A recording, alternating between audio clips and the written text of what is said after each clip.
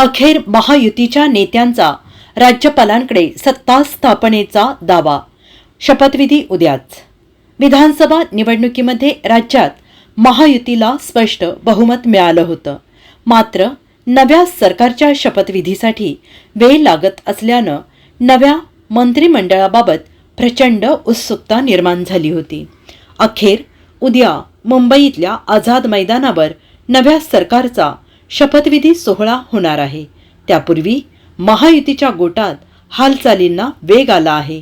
आज भाजपकडून विधिमंडळ पक्षाच्या गटनेतेपदी सर्वानुमते देवेंद्र फडणवीस यांची निवड करण्यात आली आहे.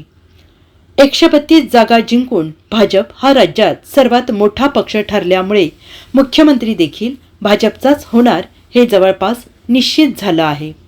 भाजप विधिमंडळ पक्षाच्या गटनेतेपदी देवेंद्र फडणवीस यांची निवड झाल्याने तेच मुख्यमंत्रीपदाची शपथ घेणार आहेत. दरम्यान भाजप विधिमंडळ पक्षाच्या गटनेतेपदी देवेंद्र फडणवीस यांची निवड झाल्यानंतर आता वेगानं घडामोडी घडताना दिसत आहेत.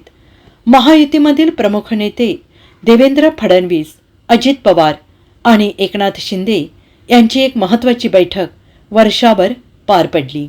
या बैठकीनंतर आता राज्यपालांकडे सत्ता स्थापनेचा दावा करण्यात आला आहे.